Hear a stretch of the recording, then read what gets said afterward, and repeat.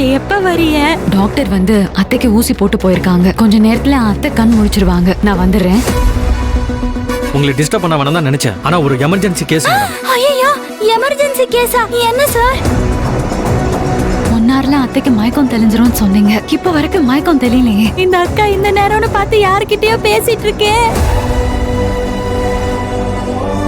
ஆனந்த ராகம் நாளை பிற்பகல் 3 மணிக்கு உங்கள் சன் டிவியில்.